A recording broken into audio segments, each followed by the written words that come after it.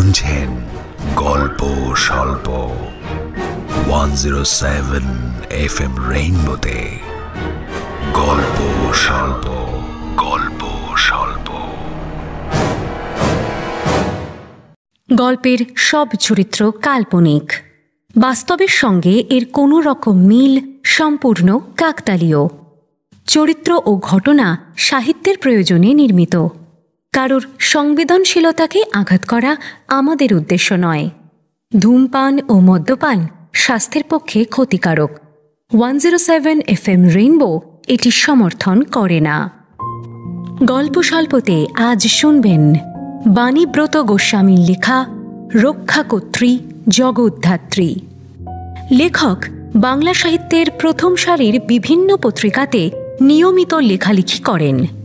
তাঁর লেখা একক বইয়ের সংখ্যা 5টি। সাহিত্যের সব ধরনের ধারাতেই তিনি গল্প ও উপন্যাস লিখেছেন। তার মধ্যে অপূর্ব প্রত্যুষ গোয়েন্দা সিরিজ বিশেষভাবে উল্লেখযোগ্য। তিনি বাংলার প্রথম সারির দৈনিক সংবাদপত্র গোষ্ঠী থেকে সেরা গল্পকারের পুরস্কার লাভ করেছেন। এছাড়াও দিল্লি ও বিদেশ থেকেও সাহিত্য সম্মানে বেশ কয়েকবার সংবর্ধিত হয়েছেন। আজ গল্প স্বল্পতে শুনবেন বাণীব্রত গোস্বামীর লেখা অপূর্ব প্রত্যুষ গোয়েন্দা সিরিজের গল্প রক্ষাকর্ত্রী জগদ্ধাত্রী। গল্পের কথক ও অপূর্বর ভূমিকায় অরিজিৎ, গোয়েন্দা প্রত্যুষের চরিত্রে বাসু, অন্যান্য ভূমিকায় অর্পণ, উজ্জ্বল, সোমক, রাজীব, সুনন্দা, দেবলীনা, কল্পলাল, আত্রেয় ও সৌমিক, এবং গল্পের সূত্রধার আমি সৌমি। শুরু হচ্ছে বাণীব্রত গোস্বামীর লেখা রহস্য গল্প রক্ষাকর্ত্রী জগদ্ধাত্রী। সরি প্রত্যুষ, একটু চালটা চেঞ্জ করব। একবার চাল দিয়ে আর পাল্টানো যায় না অপূর্ব। দাবার তো একটা সামান্যতম নিয়ম আছে নাকি? আরে তুমি তো এখনো চাল দাওনি ভাই, তার আগে অবধি তো দেওয়া যায়। ঠিক, মানুষ নিজে অন্যায় করলে উকিল, আর অন্য কেউ করলেই তখন বিচারপতি। বাহ, এ কথার যদিও উত্তর কিছু হয় না, তবু একটা জোড়াতালি দিয়ে তর্কটা চালিয়ে যাব ভাবলাম, কিন্তু নিরুপায়। তারস্বরে ঠিক তখনই মোবাইলটা বেজে উঠল। ধরতে যাব, হঠাৎ আবার দরজায় ঠকঠক। কোন দিকে যাব? মোবাইলটা কানে লাগিয়েই দরজাটা খুললাম। দেখি মেষ বাড়ির ঠাকুর মুড়ি আর তেলে ভাজা নিয়ে ঢুকছে। ও জানে যে এরকম একটা ঝাঁঝরির মতো আকাশ ঝরা অবিরাম বৃষ্টির দিনে দাবা খেলার সঙ্গে আমাদের ঠিক কি লাগে। সাব্বাস ঠাকুর বলাতে গলা নামিয়ে ঠাকুর উত্তর দিল, চাপ পেছনে আসছে। আরে না না, আপনাকে সাবাস বলিনি। হ্যাঁ, আপনি বলুন, কি বলছিলেন? আগে প্রত্যুষ বাবুর সঙ্গে যদি একটু কথা বলা যেত, মানে ওনার নাম্বার তো পেলাম না, তাই বাধ্য হয়ে আপনাকে করলাম। আপনি বলতে পারেন, ও শুনছে, ফোন স্পিকারই দেওয়া আছে। নমস্কার, আমি দেবেন্দ্র নারায়ণ ঠাকুর বলছি চন্দননগর থেকে। আমরা চন্দননগরের বর্ধিষ্ণু ঠাকুর পরিবার। আমাদের বাড়িতে নিত্য সেবার জগদ্ধাত্রী ঠাকুর আছে, আর কদিন পরে তো মায়ের পুজো। তো আমাদের এখানে তো জগদ্ধাত্রী পুজো দুর্গাপুজোর মতো 5 দিনের হয়। এবারের পুজোর কটা দিন যদি আমার বাড়িতে পায়ের ধুলো দেন, তাহলে আমি খুব উপকৃত হই। আসলে আমি খুবই আতঙ্কে আছি। অবশ্য আমি আপনাদের উপযুক্ত পারিশ্রমিক দিয়ে দেব, বুঝলেন? আমি কিছু বলার আগেই প্রত্যুষ প্রশ্ন করে ফেলল, হঠাৎ আতঙ্কটা কেন? আগে আমাদের যিনি নিত্য পুজো করেন, তার ছোট ভাই গতকাল রাতে খুন হয়েছেন। সেই বিষয়েই খুবই চিন্তায় দিন কাটাচ্ছি। সবটা ফোনে বলা যাবে না, একবারটি এখানে এলে আমি কৃতজ্ঞ থাকবো। ঠিক আছে, অপূর্ব এ বিষয়ে আপনার সঙ্গে কথা বলে নেবে। আমাদের স্কুলে তো জগদ্ধাত্রী পুজোর ছুটি মাত্র 1 দিন, তবুও দেখছি কি করা যায়। আমাকে বাঁচালেন প্রত্যুষ বাবু, অশেষ ধন্যবাদ। আমি গাড়ি পাঠিয়ে দেব। তার দরকার হবে না, গেলে আমরা ট্রেনেই যাব। আমি জানি যে এই সময় আমার কি করণীয়, মানে পুরো প্ল্যানটা ছকে ফেলা। কোন ট্রেনে যাব, কবে যাব, জামা কাপড় গুছানো, ছদ্মবেশের প্রয়োজনীয় জিনিসপত্র সমস্ত কিছু মনে করে নিয়ে নেওয়া। এরকম অনেক ঝক্কি, এখন সবকিছুই আমার। তাই দাবা আপাতত মুলতুবি। প্রত্যুষ তেলে ভাজায় একটা কামড় দিয়ে হাতের তেলটা অন্য হাতে মুছতে মুছতে বলল, সব পিছলে যাচ্ছে গো অপূর্ব, অনেকগুলো খটকা ভাবাচ্ছে, কিন্তু ঠিক হিসেব মেলাতে পারছি না। কিরকম? উনি আমাদের জগদ্ধাত্রী পুজোর সময়তেই কেন যেতে বললেন? পুরোহিত মশাইয়ের ভাই খুন হওয়ায় উনি এতটা আতঙ্কিত কেন? এই খুনের সঙ্গে কি পুজোর কোনো সম্পর্ক আছে তাহলে? হ্যাঁ, গেলেই তো সবটা বোঝা যাবে। তবে এই কেসটার সঙ্গে মনে হচ্ছে প্রত্যুষ আমাদের সেই ননী চোরের মোহনবাসী বা ওই হৈমবতীর হীরকদূতি, এই দুটো রহস্যের খুব মিল আছে। ঠিক, মাঠে নেমে তো সবাই খেলতে পারে, কিন্তু তার আগে হোমওয়ার্কটাই তো আসল। এবার আমি চুপ করে গেলাম। বুঝলাম যে প্রত্যুষ ইতিমধ্যেই অনেকটা গভীরে ঢুকতে শুরু করে দিয়েছে। এটাই ওর নিজস্ব পদ্ধতি। পেনটা তুলে নিয়ে খুব আস্তে করে টেবিলের ওপর টকটক করে ঠুকছে আর গভীর চিন্তামগ্ন। হঠাৎ একটা প্রশ্ন। খোঁজ নাও তো, এখন চন্দননগর থানার বড়বাবুকে। আমি তো আর এমনি প্রত্যুষের সহকারী হইনি, কিছু যোগ্যতা নিশ্চয়ই আছে। তাই আমার সপ্রতিভ উত্তর, আরে ওখানে এখন মিস্টার মিত্তির আছেন, সেই যে যার সঙ্গে টাকিতে তদন্তে গিয়ে আলাপ হয়েছিল। কি যোগাযোগ করব? সাব্বাস! না, এই মুহূর্তে নয়, আগে ওখানে যাই। ভাবনা কিন্তু মাথার মধ্যেই ঘুরপাক খাচ্ছে। ভাবছি পঞ্চমীর দিন স্কুল করেই বেরিয়ে যাব, কি বলো? ঠিক বলেছ, বোধনের আগে যাওয়াটাই বোধহয় সঠিক হবে। পঞ্চমীর দিন তো এমনি শনিবার পড়েছে, হাফ ছুটি। তো ভাবছি স্কুল করেই ওই দিন বেরিয়ে পড়ব, দুপুরের ব্যান্ডেল লোকাল। বাহ, সুন্দর প্ল্যানিং। হাওড়া থেকে কয়েকটা স্টেশন ছাড়ালেই প্রকৃতি তার রূপ উপর করে দেয় চোখে। দেখতে বেশ ভালোই লাগে। এখন হাতে একটু সময় আছে, সেই ফাঁকে নিজেদের পরিচয়টা দিয়ে দিই। আমি অপূর্ব কর, শখের গোয়েন্দা প্রত্যুষ সেনের সহকারী। এছাড়াও আমাদের অবশ্যই আরও কিছু পরিচয় রয়েছে। আমরা দুজনেই হিন্দুস্থান স্কুলে পড়াই। প্রত্যুষ বিজ্ঞান আর আমি আঁকা শেখাই।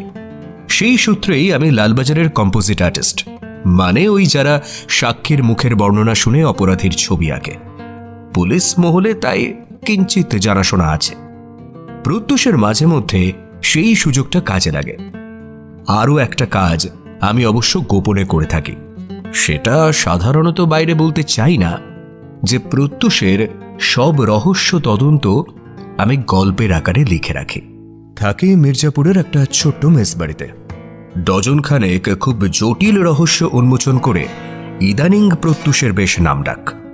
তবে তার মধ্যে দুবরাজপুরের ঐতিহাসিক সেই পুঁথি উদ্ধার এবং দেশব্যাপী একটা কিডনি পাচার চক্রের হদিশ বার করাটা সত্যি প্রত্যুষের অত্যন্ত ক্ষুরোধার বুদ্ধির পরিচয়। খেয়ালই করিনি যে কথায় কথায় চন্দননগর চলে এলো। উঁকি মেরে দেখলাম যে প্রত্যুষ এতক্ষণ ইন্টারনেটে চন্দননগরের ইতিহাস দেখছিল। এটা সত্যি ওর একটা সিগনেচার স্টাইল। কোনো রহস্যে ঢোকার আগে সেই ব্যাপারে প্রচুর পড়াশোনা করে নেওয়া। স্টেশনে নেমে এদিক ওদিক তাকাচ্ছি, হঠাৎ একটা পেছন থেকে গলা, এই যে অপূর্ব বাবু, এদিকে। ঘাড় ঘুরিয়ে দেখি যে এক মাঝবয়সী ভদ্রলোক আমাদেরকে ডাকছেন। আমরা তাকাতেই এগিয়ে এলেন। নমস্কার, আমি পরিমল চক্রবর্তী, ঠাকুরবাড়ির ম্যানেজার। চলুন, বড়বাবু গাড়ি পাঠিয়ে দিয়েছেন।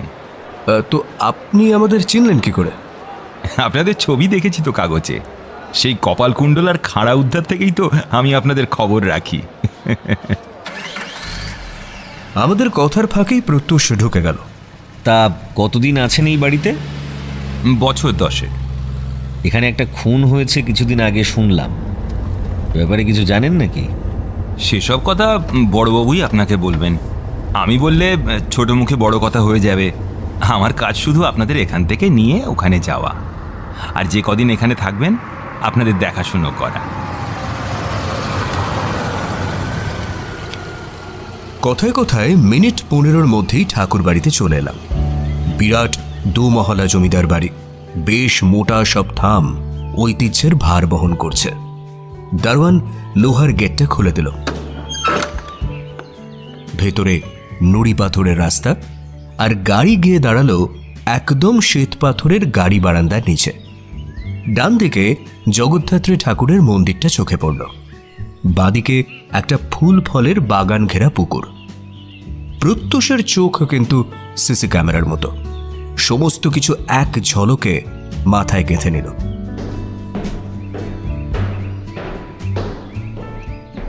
পরিমল আমাদের নিয়ে গেল দোতলার একটি ঘরে। আমাদের থাকবার সে এক এলাহি ব্যবস্থা। বিছানায় দুধ সাদা চাদর পাতা, আর পূব দিকের জানলা খুলতেই একেবারে মা গঙ্গা। বারান্দায় দাঁড়ালে সে দৃশ্য সত্যি বড় নৈসর্গিক। সামান্য অন্যমনস্কতার ফাঁকেই পরিমল বলল, আপনারা ফ্রেশ হয়ে নিন। সন্ধেবেলা চায়ের টেবিলেই বড়বাবু আপনাদের সঙ্গে দেখা করবেন। তার আগে কিছু দরকার হলে আমাকে জানাবেন। কথার ফাঁকেই দেখলাম যে একটা বুড়ো লোক দুধ সাদা তোয়ালে আর সাবান দিয়ে গেল। প্রত্যুষ হাঁক দিল, শুনছেন? এই যে, হ্যাঁ বলছি, আপনার পরিচয়টা? আমি এই বাড়িতে 5-4 মাস কাজ করি আর বাজারহাট দোকানপাট করি। কি নাম? কতদিন আছেন এই বাড়িতে? আগে আমার নাম দিনু। আমি প্রায় 60 বছর ধরে আছি এই বাড়িতে। কবে এসেছিলাম আমার নিজেরই মনে নেই। এই বলে প্রণাম জানিয়ে চলে গেল দিনু। সন্ধে নামছে গুটি গুটি। কাল থেকে আবার মায়ের পুজো শুরু। পুরো বাড়িতে সাজানো টুনি ঝপ করে জ্বলে উঠল। চারদিক আলোয় ফিনিক ফুটছে। অবশ্য আমরা এসেছি রহস্যের অন্ধকার ভেদ করতে। ঘড়িতে ঢং ঢং করে ঠিক 6টা বাজছে। পরিমল এসে হাজির। চলুন, বড়বাবু চায়ের টেবিলে ডাকছেন। ঘড়িটা কোথায় বাজছে? খাবার ঘরের পাশের দালানে। এই ঘড়ি অনুযায়ী তো এ বাড়িতে সব চলে। এখানে সব কিছুই কাঁটায় কাঁটায়, একদম নিখুঁত। গিয়ে দেখি চায়ের টেবিলে দেবেন্দ্রনারায়ণ ঠাকুর বসে আছেন। ফিনফিনে আদ্যির পাঞ্জাবি, আর তার ভেতর গোলাপি নধর শরীরের আভা। চেহারাই বলে দিচ্ছে যে জমিদার বংশ। আমাদের দেখি উঠে দাঁড়ালেন। বোঝা গেল যে খুবই সজ্জন ব্যক্তি। আরে আসুন আসুন প্রত্যুষবাবু, আপনি আসার পর থেকে যথেষ্ট নিশ্চিন্ত বোধ করছি। আমি তো আপনার দুশ্চিন্তার কারণটা ঠিক বুঝলাম না। একজন খুন হয়েছেন যিনি আপনার বাড়ির পুরোহিত মশাইয়ের ভাই, তাতে আপনার এত আতঙ্ক কিসের? পুলিশ নিশ্চয়ই তদন্ত করছে। হ্যাঁ, পুলিশ তো অবশ্যই তদন্ত করছে, এখনো কোনো কিনারা করতে পারেনি। কিন্তু এই ছোট শহরে হয়তো অপরাধী দিব্যি ঘুরে বেড়াচ্ছে, সেইখানেই তো আমার ভয়। আচ্ছা, আপনি কি কোনোভাবে ওর ভাইয়ের সঙ্গে জড়িত? মানে উনিও কি পুজো আচ্ছা করতেন? না না না, উনি স্কুল মাস্টার, অঙ্কের।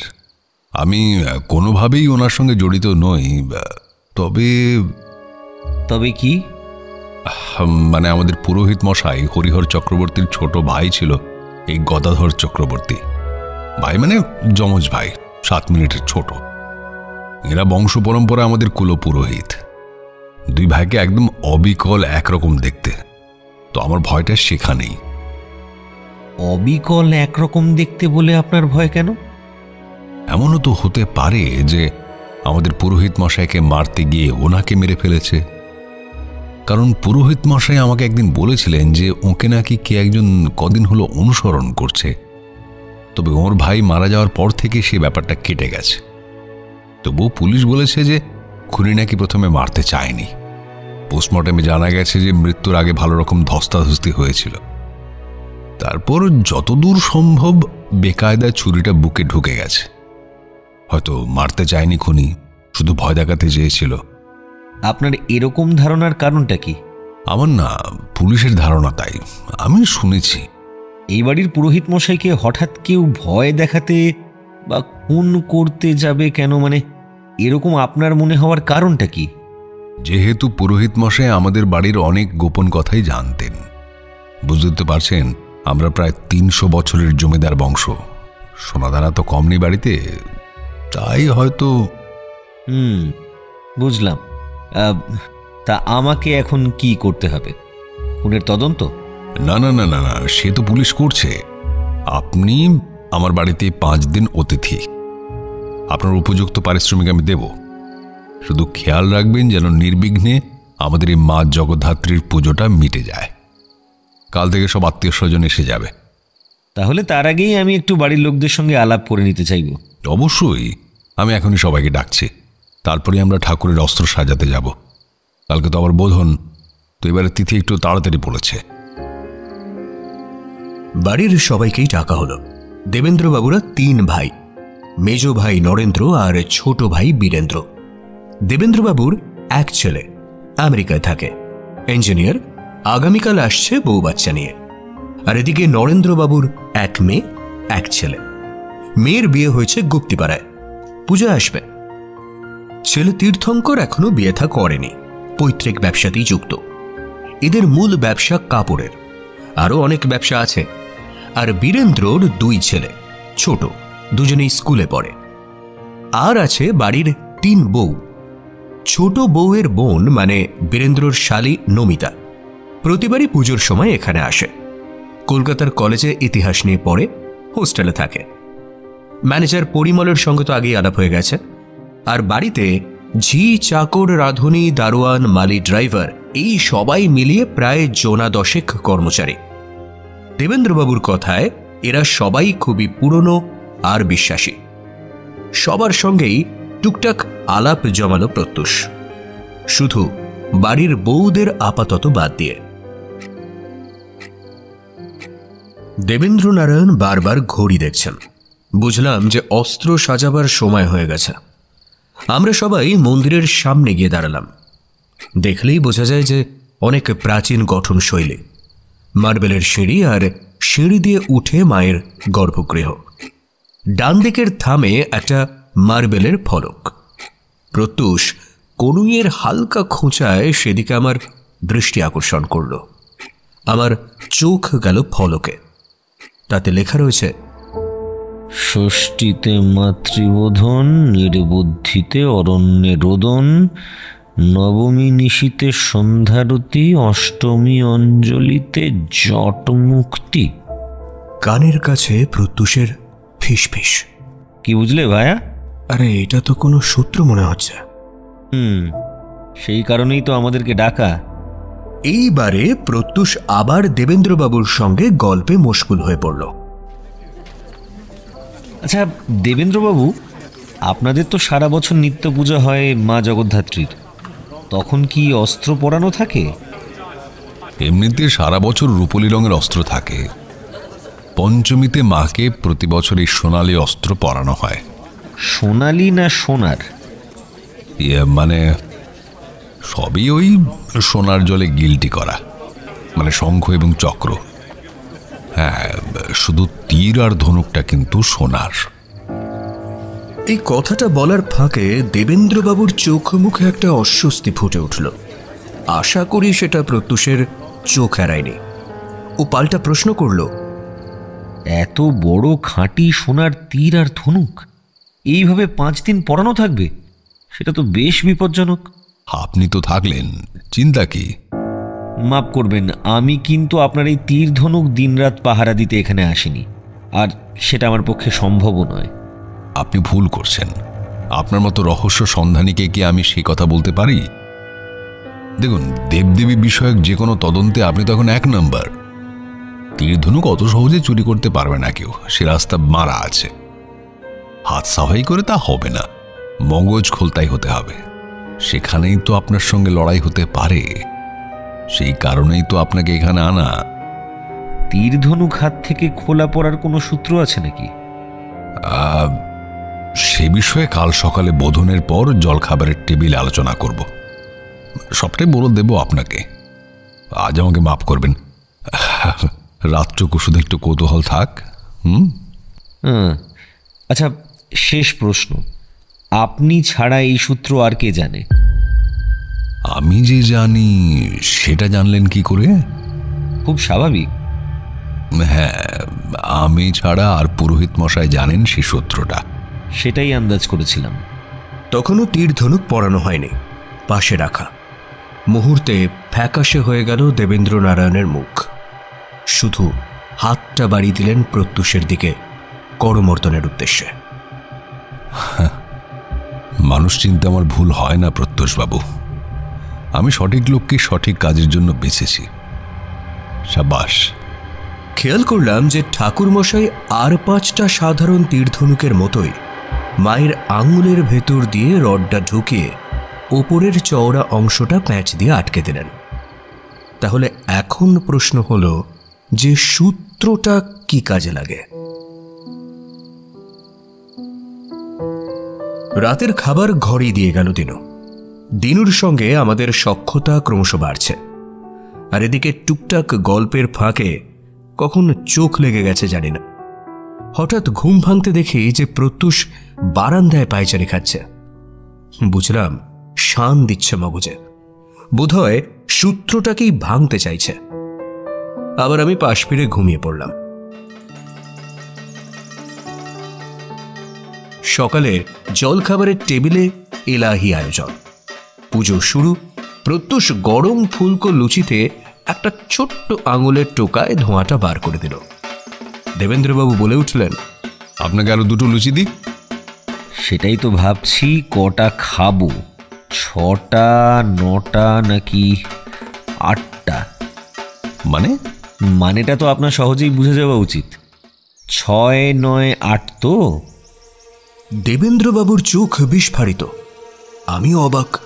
বুঝলাম যে সূত্রের সমাধান 6, 9, 8, কিন্তু এই পাসওয়ার্ড লাগে কোথায়? সেটাই এখন আসল রহস্য। আমার মনের কথা কেড়ে নিয়ে প্রত্যুষ প্রশ্ন করল, এটাই তো তীর ধনুকের পাসওয়ার্ড?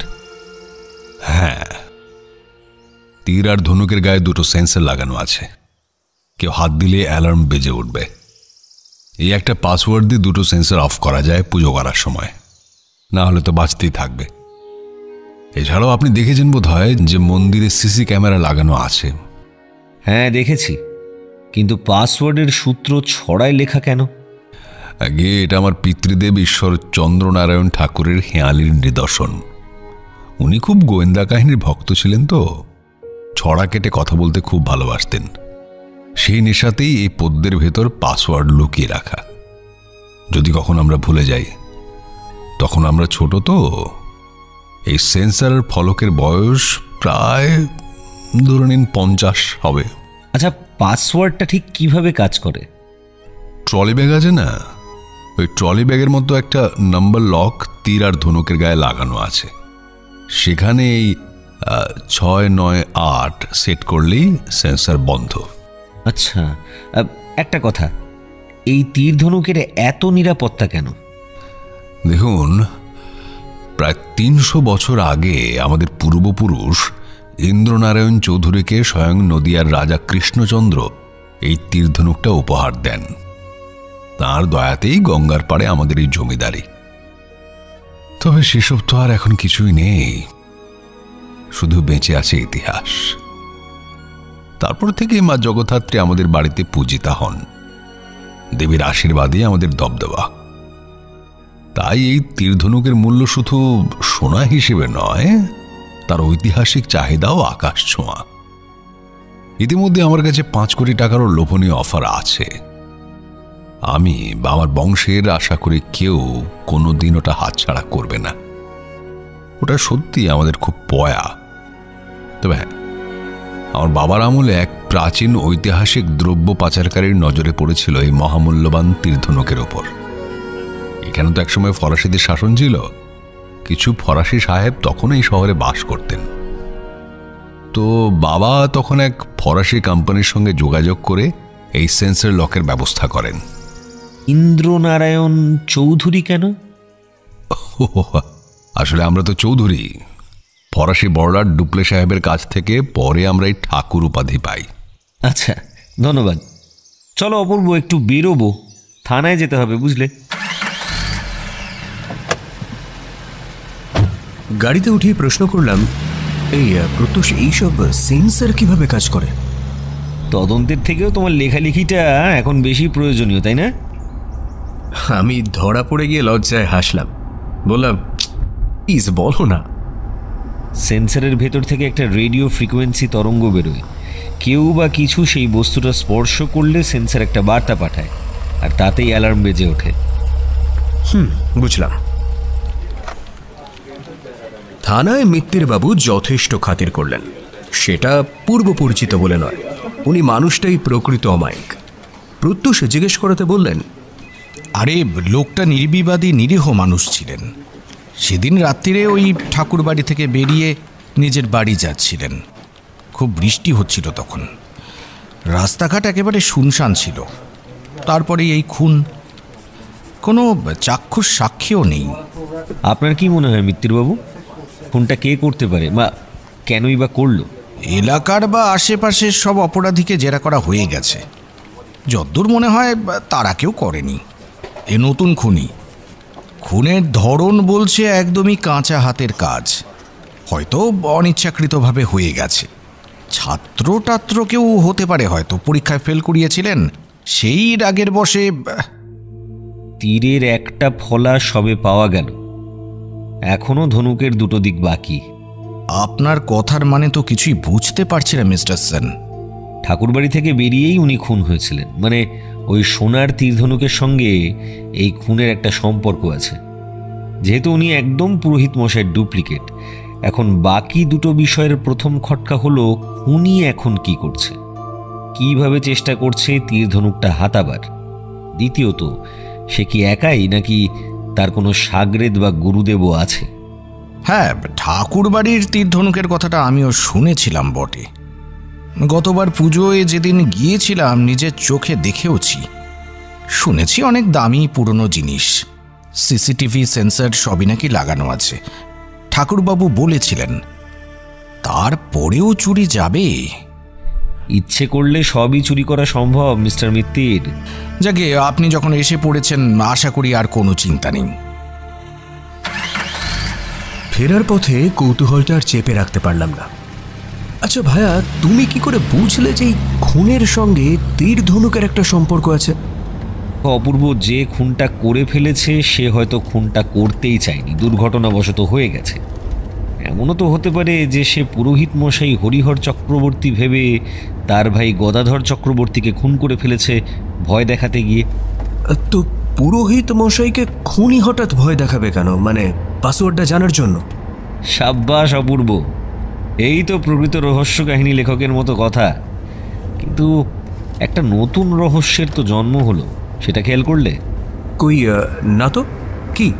পুরোহিত মশাইয়ের ভাই ঠাকুর বাড়িতে অত রাত্রিরে কেন গিয়েছিলেন, আর সেটা দেবেন্দ্রবাবু আমাদের কাছে বেমালুম চেপেই বা গেলেন কেন? এটা তো আগে ভেবে দেখিনি প্রত্যুষ। ঠিকই তো বলেছ।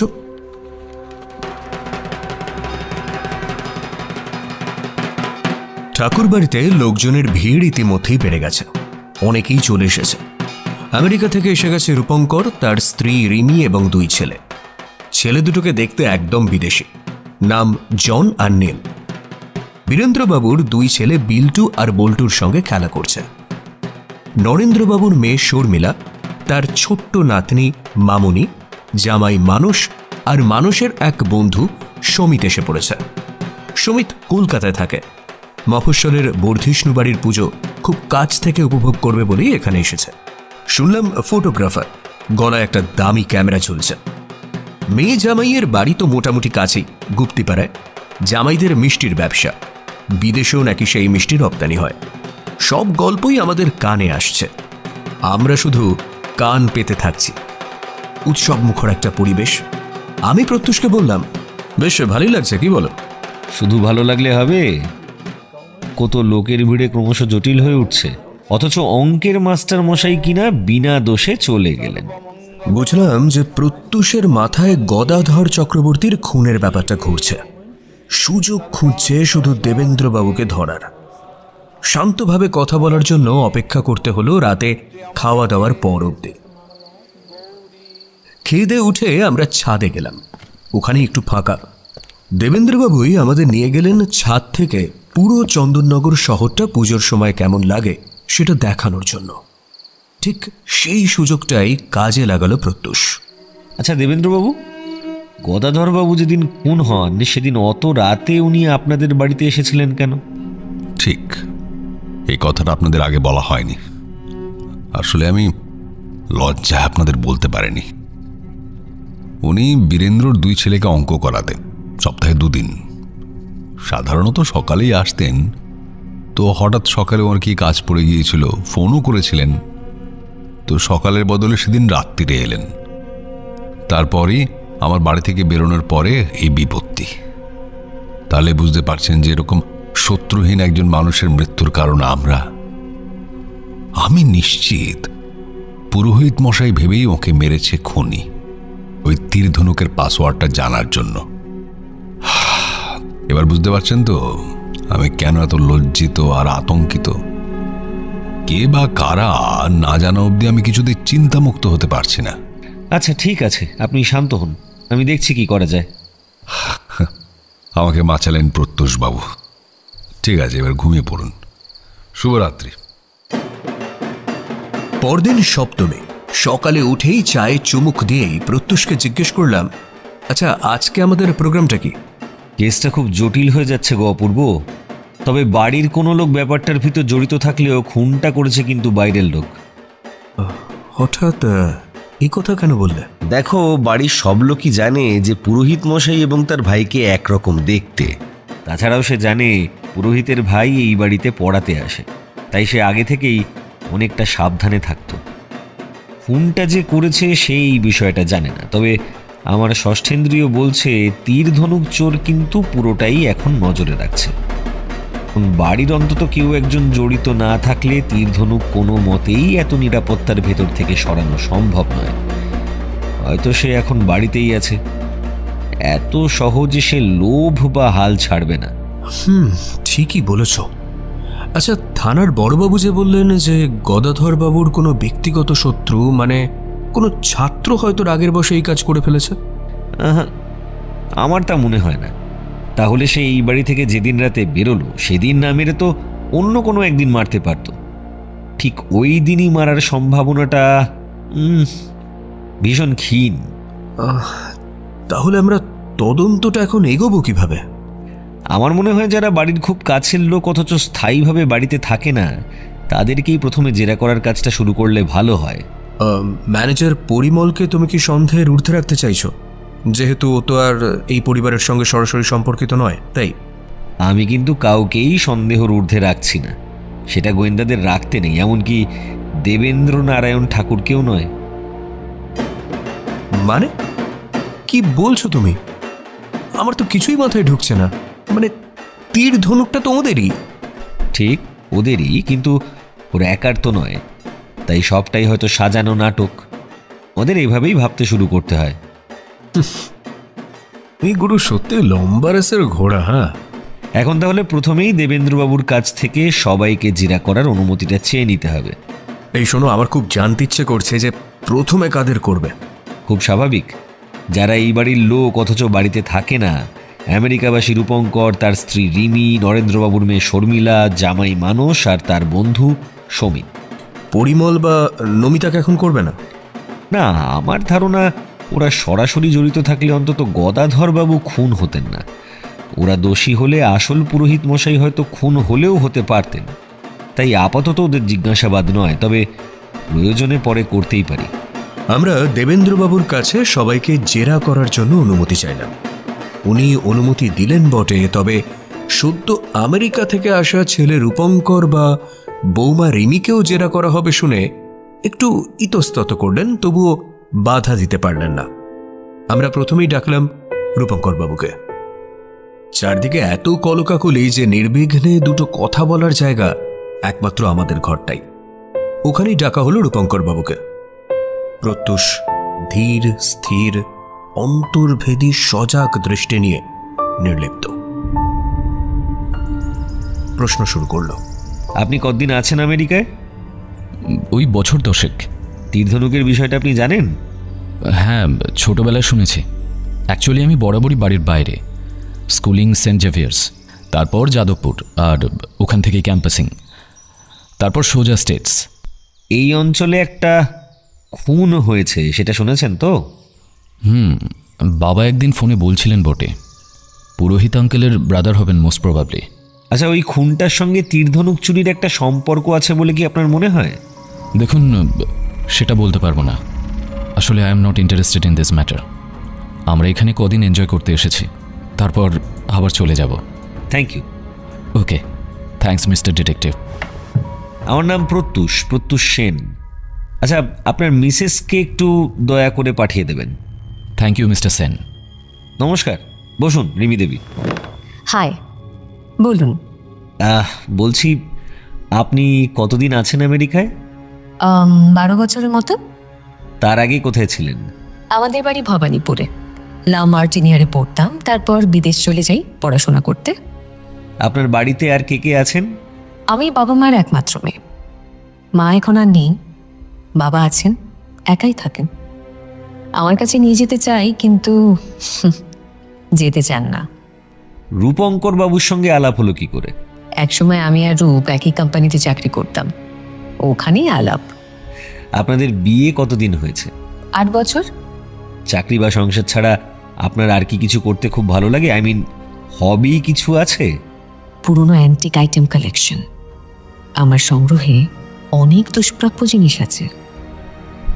ও, ইন্টারেস্টিং। ধন্যবাদ, আপনি আসতে পারেন। ওয়েলকাম।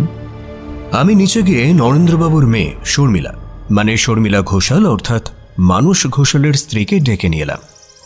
ঘরে ঢুকেই বলে উঠলেন, আপনাদের গল্প আমি অনেক পত্রিকায় পড়েছি, বাবার মুখেও আপনাদের গল্প শুনলাম, আর আপনাদের সঙ্গে আলাপটাও এবারের পুজোয় আমার কিন্তু উপরি পাওনা।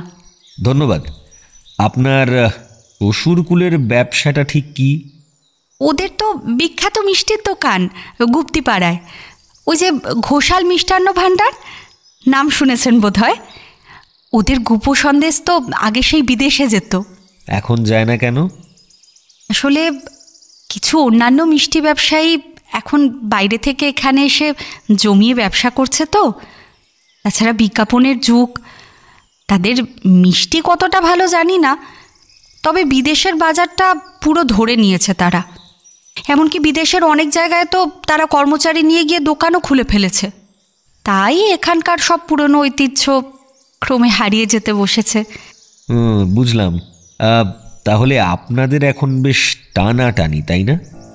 না, টানাটানি বলতে আমাদের দোকানটা ওই মোটামুটি চলে আর কি। মানে স্থানীয় খদ্দেরদের ওপরই তো এখন ভরসা, আগের সেই দপদপা আর নেই। ছাড়াও আপনার স্বামী কি আলাদা কিছু করেন? হ্যাঁ, ওর আলাদা একটা ব্যবসা আছে, চামড়ার ব্যাগের কারখানা, বিদেশে এক্সপোর্টও করে। খুব ভালো লাগলো আপনার সঙ্গে কথা বলে। আপনার স্বামী মানসবাবুকে একটু পাঠিয়ে দেবেন প্লিজ। আচ্ছা, নমস্কার। মানুষবাবু ঘরে ঢুকেই আমাদের প্রশ্ন করলেন, বাড়িতে গোয়েন্দা রয়েছে? আমি কিন্তু আগে জানতাম না, এসে শুনলাম। বাবা মানে আমার শ্বশুর মশাইয়ের মুখে কি নাকি একটা খুনের ব্যাপারে আপনারা এখানে তদন্ত করতে এসেছেন। জ্যাঠামণির অনুরোধে এ বাড়িতে আপনারা এখন অতিথি, কিন্তু খুন তো হয়েছে শুনলাম এই শহরে, এই বাড়ি থেকে অনেকটা দূরে। তাহলে এই বাড়ির লোকেদের অযথা জেরা করা হচ্ছে কেন আমি ঠিক বুঝলাম না। ঠিকই ধরেছেন আপনি, কিন্তু খুনটা যিনি হয়েছেন তিনি এই বাড়ির সঙ্গে জড়িত। তাই জড়িত মানে? এই বাড়ির পুরোহিত মশাইয়ের ভাই এবং এই পরিবারের অঙ্কের মাস্টার মশাই। তার মানে কি এই বাড়ির লোক খুনি? না, ঠিক তা নয়, তবে সেটা ভাবা তো আমার কাজ, সেই কারণেই তো আমি পারিশ্রমিক পাই। আরে পুলিশ তো বলেই দিয়েছে যে উনি খুব কড়া ধাঁচের লোক ছিলেন, অনেক ছাত্রকে ফেল করিয়ে তাদের জীবন একেবারে বরবাদ করে দিয়েছেন। তাদের মধ্যেই কেউ হয়তো। আপনি ক্রমশ আমার কাজ সহজ করে দিচ্ছেন মানসবাবু। এবার কি আপনাকে কয়েকটা প্রশ্ন করতে পারি? কি আর বলবো, নিরুপায়, করুন। বেশ, আচ্ছা, আপনার ব্যবসা কেমন চলছে? দেখুন, আমাদের মিষ্টির দোকান কিন্তু জগৎ বিখ্যাত, আপনি ইন্টারনেটে সার্চ করলেই দেখতে পাবেন। ভালোই চলছে। এছাড়া কি আর কোনো ব্যবসা আছে আপনার? আরে আপনি তো আয়কর বিভাগের লোকের মতো প্রশ্ন করছেন মশাই। না, সেরকম বলার মতো কিছু নেই। কোনোরকম বলার মতো কিছু কি আছে? দেখুন, আমি ব্যবসায়ী পরিবারের ছেলে। হ্যাঁ, নানান রকম ব্যবসা নিয়ে পরীক্ষা নিরীক্ষা সারা জীবন করেই যাব। তবে সব কি আর সব সময় বলা যায় না বলা উচিত? আপনি না চাইলে নাই বলতে পারেন, সেটা আপনার ব্যক্তিগত ব্যাপার। তবে যত বলবেন তত আপনার বিপদটা কমবে। বিপদ? এই বুঝলাম না, বিপদ মানে আমি কি সত্যি অপরাধী নাকি? ছি ছি, আপনি অপরাধী হতে যাবেন কেন? যত আপনি ধোঁয়াশা তৈরি করবেন আমাকে তত বেশি পলিউশন টেস্ট করতে হবে, এই আর কি। আচ্ছা ঠিক আছে ঠিক আছে, হ্যাঁ বলুন, আর কি জিজ্ঞাসা করবেন? আর কিচ্ছু না, শুধু আপনি এবার আপনার বন্ধু সমিত বাবুকে একটু তাড়াতাড়ি পাঠিয়ে দিন। কেন? এই ওকে হঠাৎ কেন? ও তো এ বাড়ির কেউ নয়, আমার বন্ধু মাত্র। কিন্তু উনি তো এখন বাড়িতেই আছেন, প্লিজ একটু পাঠিয়ে দিন। মুখে একরাশ বিরক্তি আর অনিচ্ছা নিয়ে মানসবাবু উঠে চলে গেলেন। সামান্য কিছুক্ষণ পর সমিতবাবু এসে ঘরে ঢুকলেন। আমার মনে হয় যে মানসবাবু যতই হোক জামাই তো এবাড়ির, অথচ জগদ্ধাত্রী পুজোয় শ্বশুর বাড়িতে এসে জেরার মুখে। ব্যাপারটা ঠিক মেনে নিতে পারছেন না। মনে হয় খুব আঁতে লেগেছে। সমিতকে দেখেই প্রত্যুষ আপ্যায়ন করল। আসুন সমিতবাবু, আসুন। শুনলাম আপনি খুব গুণী মানুষ। না না, ওই আর কি, টুকটাক, সেরকম কিছু নয়। কেন, গতকাল সন্ধেবেলাতেই তো দেখছিলাম পুজো প্রাঙ্গণে কি সুন্দর গিটার বাজিয়ে গান করছিলেন, আবার ছবিও তো খুব ভালো তোলেন শুনেছি। খুব ভালো লাগলো আপনার সঙ্গে আলাপ হয়ে। আচ্ছা, আপনি কি এই প্রথমবারের জন্য এখানে এলেন? না, আমি গতবার পুজোয় এসেছিলাম, আমার ভীষণ ভালো লেগেছিল। তাই এবারেও আমি মানুষকে আগে থেকেই বলে রেখেছিলাম পুজোয় কিন্তু অবশ্যই যাব। মানসবাবুর সঙ্গে আপনার কিভাবে পরিচয়? একটা কাজের সূত্রে। কীরকম কাজ? আসলে আমি যে ছবিগুলো তুলি সেগুলো বেশিরভাগই কিছু বিদেশি পত্রপত্রিকায় যায়, অথবা কিছু এজেন্সি সেগুলো কিনে নেয়। আমার বিদেশে কিছু কন্ট্যাক্টও রয়েছে, তো সেই বিষয়েই ও যোগাযোগ করেছিল কিছু ছবি তুলে দেওয়ার জন্য। বিদেশে পাঠাবে। হ্যাঁ, কিসের ছবি? কিছু চামড়ার ব্যাগের। আপনি কি জানেন আপনাকে কেন জিজ্ঞাসাবাদ করা হচ্ছে? হ্যাঁ, শুনলাম। মানুষ বলছিল কে একজন নাকি খুন হয়েছেন, যিনি আবার কোনোভাবে এই বাড়ির সঙ্গেই রিলেটেড। তো সেই কারণেই বোধহয় সবাইকে জেরা করা হচ্ছে। কাল থেকে তো দেখলাম আপনি ঠাকুরের প্রচুর ছবি তুলছেন। তীর ধনুকের বিষয়টা কিছু জানেন? তীর ধনুকের বিষয়টা মানে বুঝলাম না। এই তীর ধনুকের একটা বিশেষত্ব আছে। যে এই তীর ধনুক একবার স্পর্শ করে তার নাকি চূড়ান্ত ক্ষতি হয়। এটা অভিশপ্ত তীর ধনুক। দেখলেন না, ঠাকুরমশাই তীর ধনুক ধরেছিলেন, ব্যাস ওর ভাই খুন হয়ে গেলেন। তাই ওটার আশেপাশে খবরদার যাবেন না, মনে থাকবে। ও তাই? খুব ভালো করলেন তো আমাকে সাবধান করে দিয়ে। কই, মানুষ তো এ বিষয়ে আমাকে কিছু বলেনি। যাই হোক, ধন্যবাদ। ধন্যবাদ, আবার কথা হবে। প্রত্যুষের মশকরায় আমি আর হাসি চাপতে পারছিলাম না। সমিতবাবু যেতেই আমি সবে আওয়াজ করে হাসতে যাব, দেখি দিনও ঢুকছে চা নিয়ে। চা নামিয়ে রেখে থমকে দাঁড়িয়ে আছে। মুখ দেখে মনে হচ্ছে যে পেটে অনেক কথা আছে। প্রত্যুষও মনে হয় সেটাই বুঝেছে। জিজ্ঞেস করলো, কিছু বলবে দিনু কাকা? আগে যেদিন মাস্টারমশাই খুন হলেন আমি চা দিতে গিয়েছিলাম। বললাম চা খান, জলখাবার নিয়ে আসছি। উনি বললেন, না দিনু কাকা, আমি এখনই বেরিয়ে যাব। আমি কেন জিজ্ঞেস করায় বলেছিলেন, সন্ধ্যের পর থেকেই ছায়ার মতো পেছনে লেগে থাকে বদমায়েশটা। আর কিছু বলেছিলেন মাস্টারমশাই? না গোয়েন্দাবাবু, এই আমারই হয়েছে যত জ্বালা। এই আগের বারের মতো দুই ভাইতে একেবারে খুনোখুনি। আগে আমি গেলাম, এখন আমার অনেক কাজ পড়ে রয়েছে।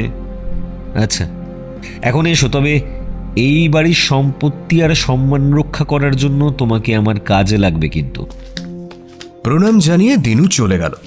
আমি কৌতূহলবশত প্রত্যুষকে প্রশ্ন করলাম, এই আচ্ছা, নমিতাকে জিজ্ঞাসাবাদ করলে না? একে অল্প বয়সী অবিবাহিতা, তার উপর প্রেমিকাদের মতো চালচলন, তাই ওটা আমি তোমাকে জেরা করার জন্য ছেড়ে দিলাম। এই কথার কোনো উত্তর হয় না বলে আমি চুপ করে গেলাম। অষ্টমী সকালে পুষ্পাঞ্জলি, সারা দিন হইচই, খুব আনন্দে বাড়ি একেবারে মাতোয়ারা। ওদিকে প্রত্যুষ চুপচাপ নিজের ঘুঁটি সাজিয়ে চলেছে। হঠাৎ প্রত্যুষ দোতলার দিকে পা বাড়ালো। আমিও পিছু নিলাম। পরিমলের ঘরে ঢুকলো। দেখলাম যে পরিমল চৌকিতে বসে ঝুঁকে পড়েছে কাগজের উপর, শব্দ ছকে নিমগ্ন। প্রত্যুষ বলে উঠল, পরিমলবাবু, আপনি তো এই পরিবারের একমাত্র মানুষ যে রক্তের সম্পর্কে কেউ নয়। এখন যদি মহামূল্যবান তীরধনুকটার হঠাৎ কিছু হয়ে যায়, তখন পুরো সন্দেহটা কিন্তু আপনার ঘাড়েই সবার আগে এসে পড়বে। আপনার সমর্থনে কিন্তু এখানে কেউ নেই। বাকি কর্মচারীরা তো সব অশিক্ষিত, তাদেরকেও অযথা সন্দেহ করবে না। সেই জন্যেই তো আমি বড়বাবুকে আগে থেকেই বলে রেখেছি, দশমীর পরের দিনই আমি কাজ ছেড়ে দিয়ে চলে যাব কলকাতায়। একটা নতুন ভালো কাজের সন্ধানও পেয়েছি। তীরধনুকের সেন্সারের একটা সূত্র আছে, সেটা সমাধানটা কিছুতেই মাথায় আসছে না। আপনি যেহেতু ধাঁধা শব্দছক ভালোবাসেন, তাই যদি একটু সাহায্য করতে পারেন। আমার ওসব নিয়ে মাথা ঘামিয়ে কি লাভ বলুন? বামুন হয়ে চাঁদের দিকে বিনা কারণে শুধু শুধু হাত বাড়াতে যাবই বা কেন? আমাকে কিন্তু একজন বলেছে যে আপনি নাকি পাসওয়ার্ডটা জানেন। আমি বুঝে গেলাম যে প্রত্যুষ এবার একটা দুসরা দিল। পরিমল একটু হতচকিত, তবে তাড়াতাড়ি সামলে নিয়ে রক্ষণাত্মক ভঙ্গিতে খেলল। যে বলেছে সে একটা মিথ্যেবাদী আর বিশ্বাসঘাতক। তবে একটা কথা আপনাকে বলে গেলাম, এই বাড়িতে কিন্তু সর্ষের ভেতরেই ভূত আছে। অষ্টমীর রাত্রিরে প্রত্যুষ আমাকে একটা অদ্ভুত কথা বলল। কাউকেই আর বিশ্বাস করতে পারছি না গো অপূর্ব। সবাই নানা রকম মুখোশ পরে রয়েছে, কেউই পুরো সত্যিটা বলছে না। সেখান থেকে আসলটা বার করাটাই সব থেকে মুশকিল। আচ্ছা, নমিতা কি প্রেম করে পরিমলের সঙ্গে? দেখলে তো কেন আমি নমিতাকে জেরা করিনি। ঠিক লোককেই আসল দায়িত্বটা দিয়েছি। তুমি আমার নির্দেশ ছাড়াই নিজের আগ্রহী কিরকম নজর রাখছ ওর উপর। না না, মাঝে মধ্যে খুব গল্প করে তো, তাই দেখি আড়াল আবডালে আর কি। অনেক সময় দেখবে পূর্ণিমার রাতকেও কাক ভোরবেলা ভাবে। যা দেখছো তা হয়তো পুরোটা সত্যি নয়। একটা জিনিস খেয়াল করেছো যে সমিত সবচেয়ে বেশি ছবি তুলছে ঠাকুরের আর লুকিয়ে নমিতার? না, সেটা তো খেয়াল করিনি। তুমি কি আমার ছদ্মবেশের সরঞ্জামগুলো এনেছো? হ্যাঁ হ্যাঁ, অবশ্যই। বুঝলাম না যে প্রত্যুষ কোত্থেকে কোন কথায় চলে গেল। শুধু দেখলাম যে একটু পরেই ছদ্মবেশের কিছু প্রয়োজনীয় জিনিসপত্র একটা ব্যাগে নিয়ে প্রত্যুষ বেরিয়ে গেল। আমি ওর সঙ্গে এতদিন থেকে কিছুটা হলেও গোয়েন্দাগিরি শিখেছি।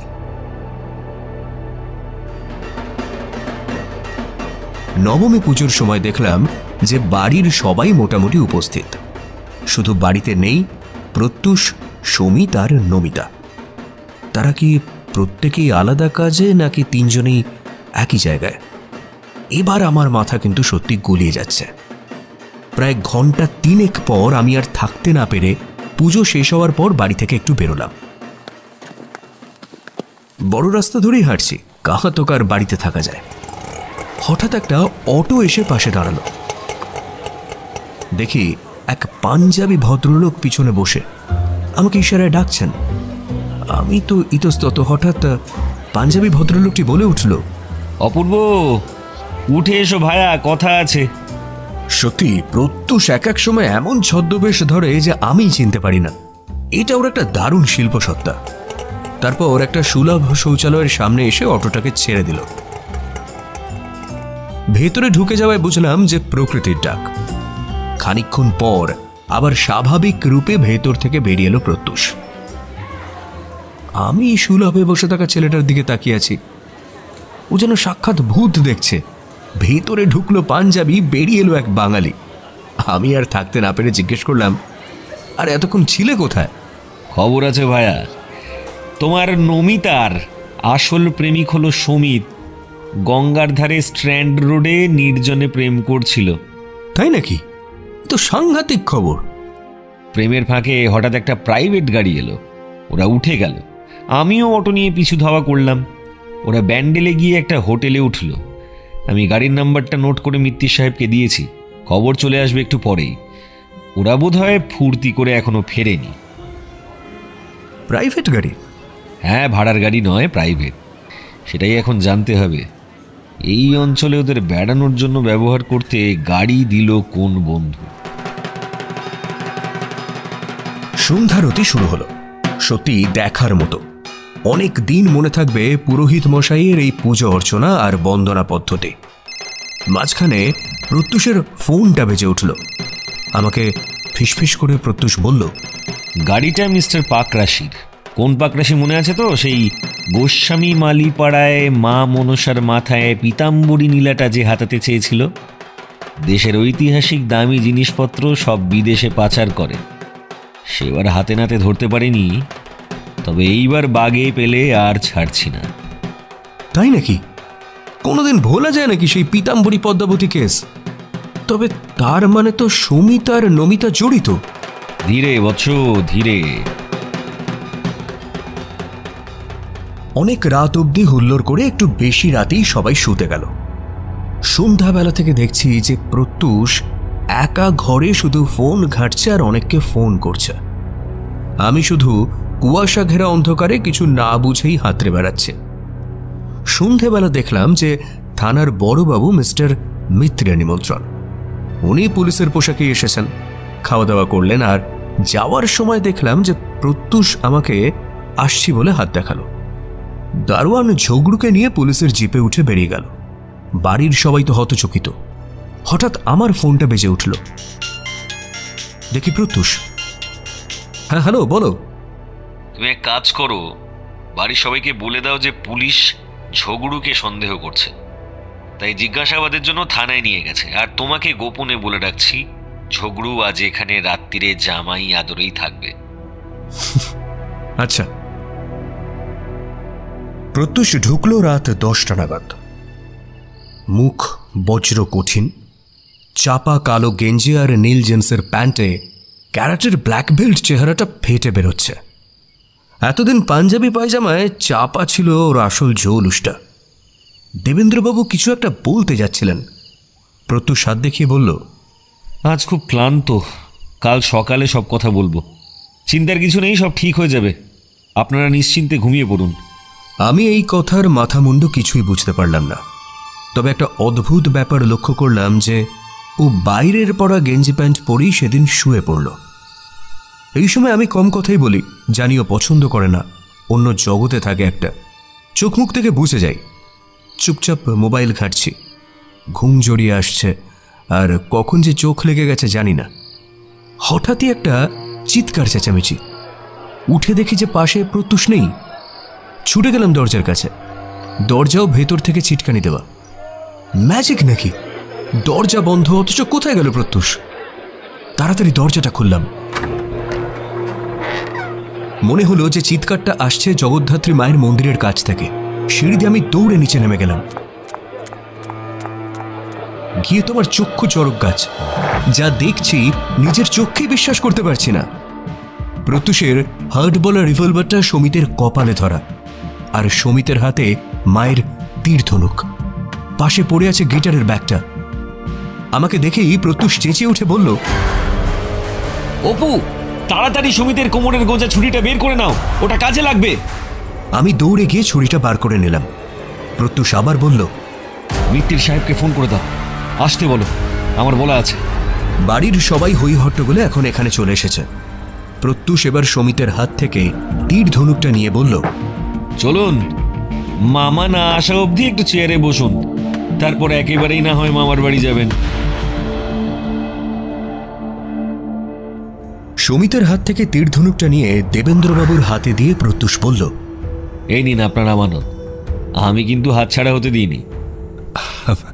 আপনাকে যে কি বলে ধন্যবাদ দেব আমি বুঝে উঠতে পারছি না।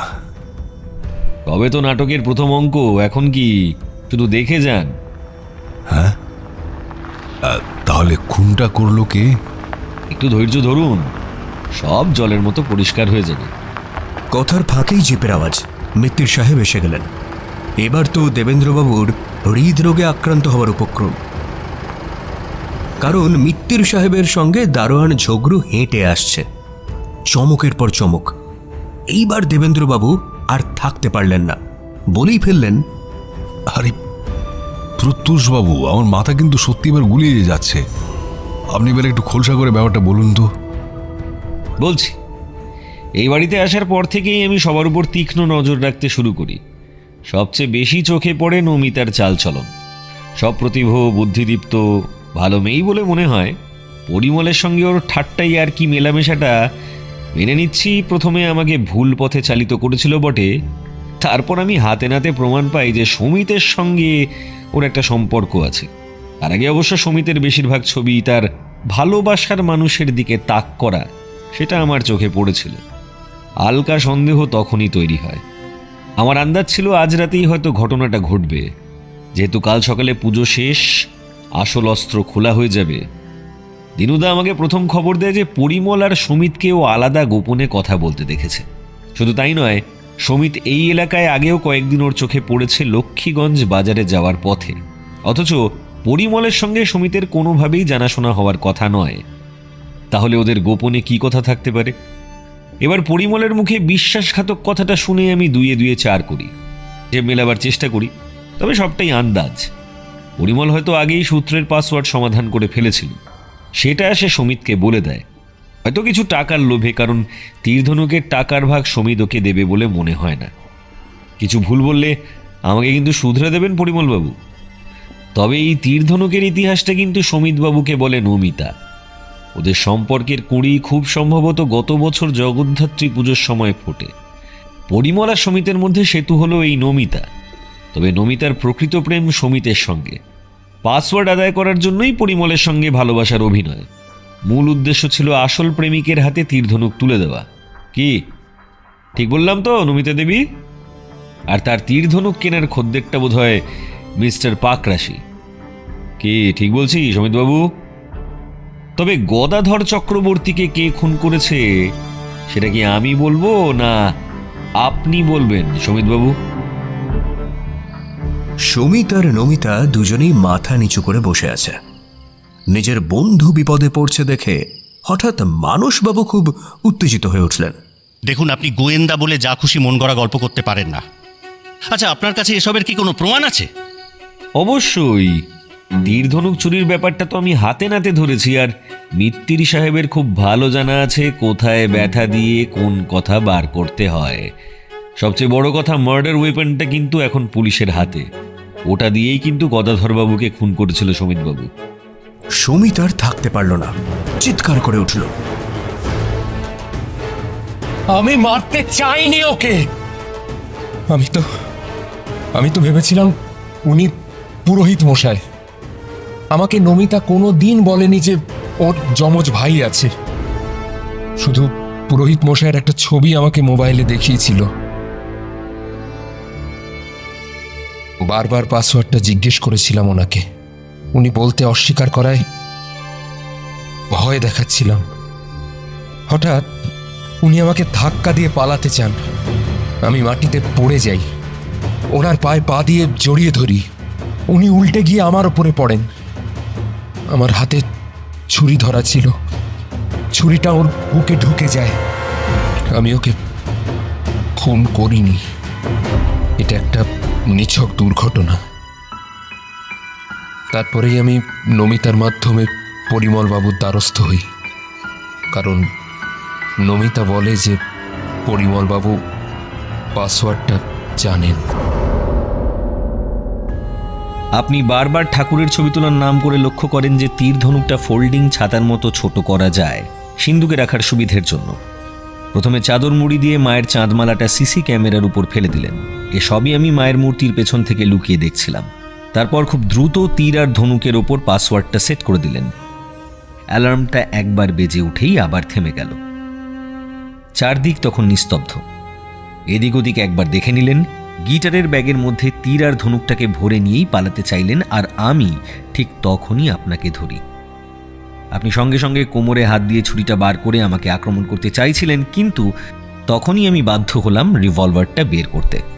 তবে অপরাধী আপনি একা নন।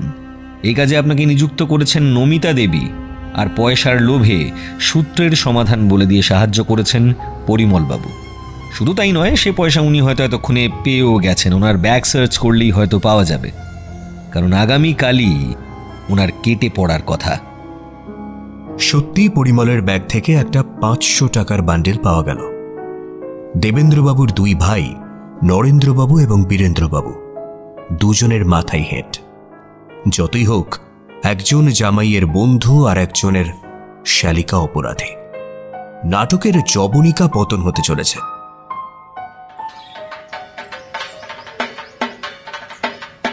পূব আকাশে আলো ফুটছে। একটু পরেই দশমীর ভোর। মা 1 বছরের জন্য বিদায় নেবেন। শুধু যাওয়ার আগে কালিমালিপ্ত করে দিয়ে গেলেন চন্দননগরের বর্ধিষ্ণু এই ঠাকুর বংশকে। কলঙ্কিত হল এই ঐতিহ্যবাহী ঐতিহাসিক জগদ্ধাত্রীর প্রধান অস্ত্র তীর আর ধনুক। মিস্টার মিত্তির সমিত, নমিতা আর পরিমলকে নিয়ে থানায় চলে গেলেন। 3 জনের অপরাধ 3 রকম। আর আমরা সবাই গিয়ে বসলাম বসার ঘরে। দেবেন্দ্রবাবু ব্যাংকের চেক বই নিয়ে হাজির। বলুন প্রত্যুষবাবু, আপনার পারিশ্রমিক। আমি তো মশাই অভিভূত। আপনি যা বলবেন তাতে আমি রাজি। ওটা আপনি আপনার খুশি অনুযায়ী দেবেন। আমার কিন্তু একটা অন্য কথা আছে। কি কথা বলে ফেলুন। আপনি কিন্তু আমাকে সবকিছু খুলে বলেননি। আপনাদের বংশে বোধহয় এর আগেও একবার কলঙ্ক লাগতে যাচ্ছিল। হ্যাঁ, মানে সেটা লজ্জায় আপনাকে বলিনি। মানে আমার কাকা স্মাগলারদের বল সঙ্গে পড়ে ওটা হাতাতে চেয়েছিল। অল্প বয়সে উনি মারা যান, মানে ওই দলীয় কোন্দলে খুন হন। তখনও অবিবাহিত ছিলেন, তাই ওর কোনো বংশধর নেই। ঠিক সেই কারণেই বোধহয় আপনার বাবার সেন্সার লাগানোর পরিকল্পনাটা আর সূত্র ফলকে লিখে রাখার কথা মাথায় আসে, তাই না? You are genius mister Pratyush Sen. Fresh হয়ে হালকা কিছু খেয়ে আমরা দুজনে বেরিয়ে পড়লাম ফেরার পথে।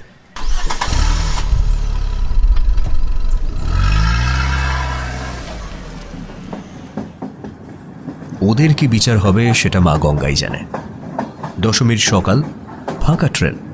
প্রত্যুষকে বললাম, একটা প্রশ্ন করা যেতে পারে? আবার কি হলো? না, বলছি ঘরে তো ছিটকানি লাগানো ছিল, তো তুমি বাইরে বেরোলে কি করে? ওটা পরে একদিন তোমাকে শিখিয়ে দেব। একটা সামান্য সুতো দিয়ে ওটা করা যায়, বুঝলে? বাইরে থেকেও ভিতরের ছিটকিনি লাগিয়ে দেওয়া যায়। দরজাটা আটকে দিয়ে গেলে কেন? একটু চিন্তা করো, ঠিক উত্তর পেয়ে যাবে। বুদ্ধিমান শ্রোতারা কিন্তু না বললেও বুঝে যাবে। আমি তোমাকে এই জীবনে আর ছাড়ছি না গুরু। হ্যাঁ,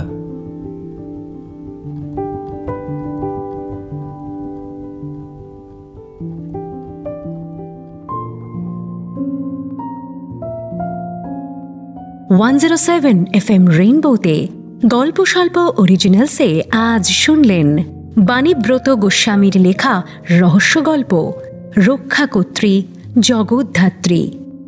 গল্পের সূত্রধার সৌমি, গল্পের কথক ও অপূর্বর ভূমিকায় অরিজিৎ, গোয়েন্দা প্রত্যুষের চরিত্রে বাসু, জমিদার দেবনারায়ণ অর্পণ, পরিমল ও দিনু উজ্জ্বল, মিত্তিরবাবু সোমক, ঠাকুর সৌমিক, রূপঙ্কর রাজীব, রিমি সুনন্দা, শর্মিলা দেবলীনা, মানস কল্পলাল এবং সমিত আত্রেয়।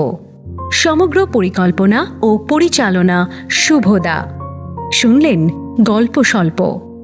আমাদের গল্প যে কোনো সময় শুনতে ভিজিট করুন আমাদের official YouTube channel Akashvani Kolkata.